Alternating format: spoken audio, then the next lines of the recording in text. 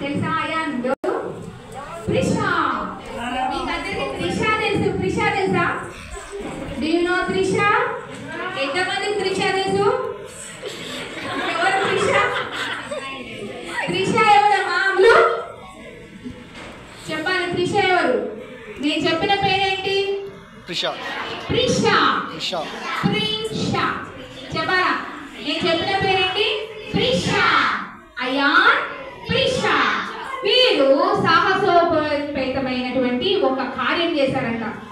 ఏం కార్యం చేశారంటే అయాన్, ప్రిషా వారిద్దరు స్కూల్లో ఒకటే క్లాస్ లో ఉన్నారు. వారిద్దరు brother and sisters. They are twins. వాళ్ళు ఎవరు? కవలలు. ఎవరు వాళ్ళు? కవలలు. ఓకే, ట్విన్ బేబీస్ అన్నమాట. అయాన్, అయాన్, ప్రిషా. ప్రిషా. అయాన్ అని చెప్పండి. అయాన్ చెప్తాడు. మధ్యలో చెప్పు. అయాన్, ప్రిషా. అయాన్, ఎవరు? ప్రిషా.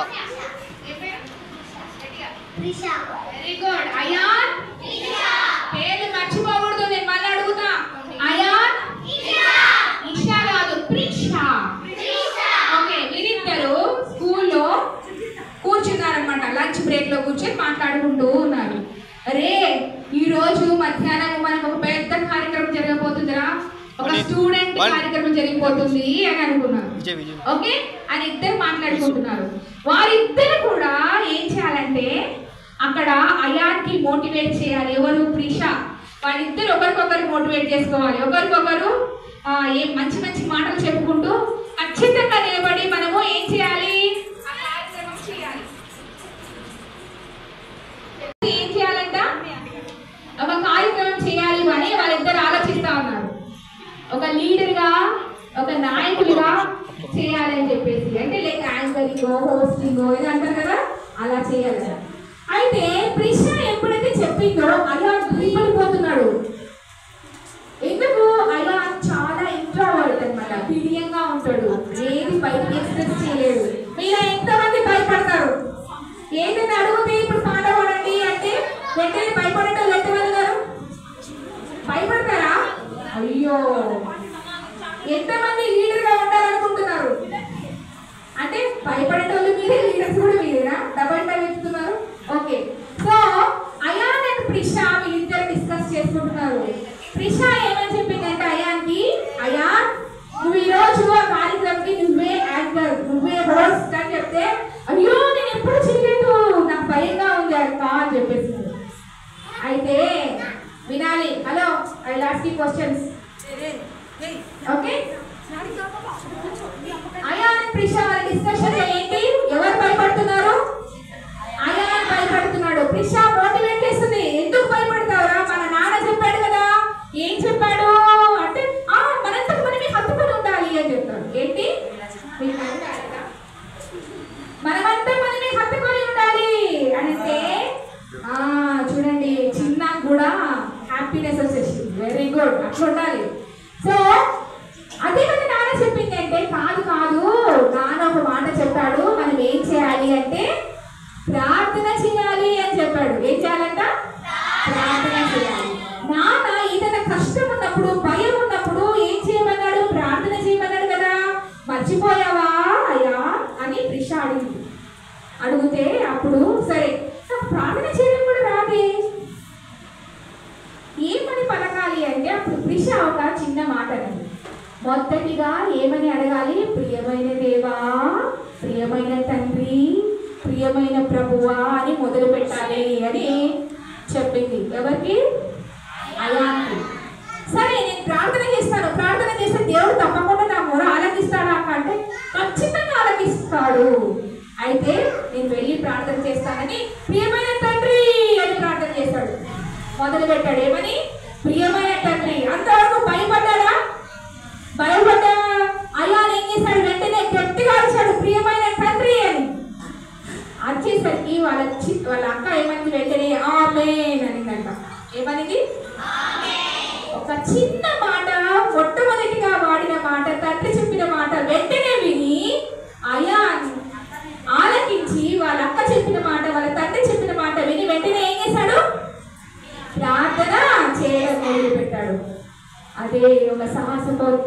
సాహసోపేతమైనటువంటి క్రియ. ఎప్పుడైతే మనకు భయంగా ఉంటుందో మనం ఎవరికి మొదలుపెట్టాలి? దేవుడికి మొదలుపెట్టాలి. ఎంతమంది ప్రార్థన చేస్తారు మీరు? How many of you have the habit of praying? Hello, ఎంతమంది ప్రార్థన చేస్తారు మీలో? అందరూ చేస్తారా? ఏమని ప్రార్థన చేస్తావు? నువ్వేమని ప్రార్థన చేస్తావు చెప్పాలి. ఏమని ప్రార్థన చేస్తావు అన్న నువ్వు?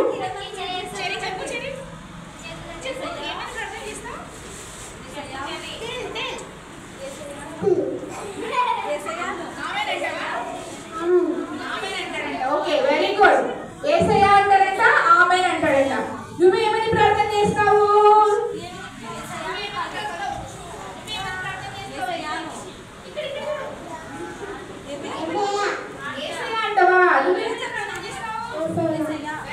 నువ్వేమని ప్రార్థన చేస్తావు?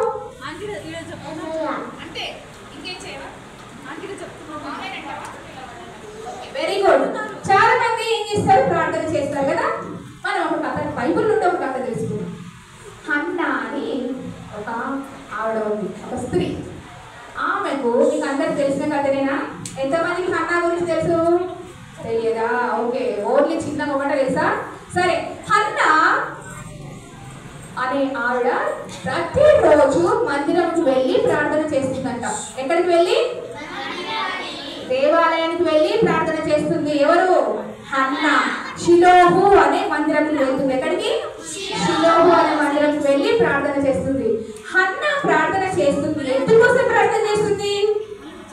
ఆమెకు ఒక కుమారుడు కావాలని ప్రార్థన చేస్తుంది. ఎవరు కావాలంట? కుమారుడు, ఒక చిన్న బిడ్డ పుట్టాలని ప్రార్థన చేస్తా ఉంది. ఓకే, ఎవరు కావాలంట? చిన్న కుమారుడు పుట్టాలి అని చెప్పేసి ప్రార్థన చేస్తా ఉంది. హన్నా ఏడ్చి ఏడ్చి ఏడ్చి కుమిలిపోయి ప్రార్థన చేస్తా ఉంది దేవుని మందిరంలో. అక్కడ ఒక పాస్టర్ ఉన్నాడు. ఎవరు? పాస్టర్ పేరు ఏంటంటే ఏలి. ఏం పేరు ఆయన పేరు? ఆయన యాజకుడు అంటారు. అప్పటి కాలంలో ఏమనే వాళ్ళు? యాజకుడు అనేవాళ్ళు. ఏలి ఆమె చూసాడంట. ఎందుకు ఈమె ఎక్కి ఎక్కి ఏడుస్తుంది?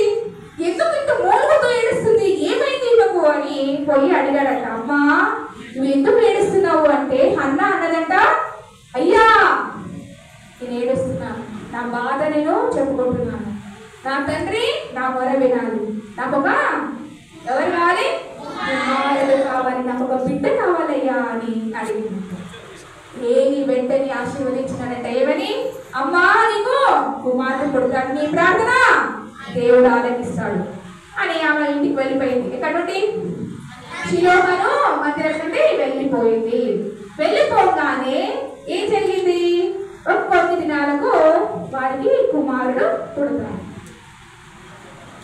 అప్పుడు ఆ కుమారుడికి ఏమని పేరు పెడతారంటే సమూయేలు అను పేరు పెట్టాడు. సమూయేలు అని అర్థం అంటే దేవుడు ఆలకించెను. ఏంటి? దేవుడు ఆలకించెను. ఎవరి పేరు?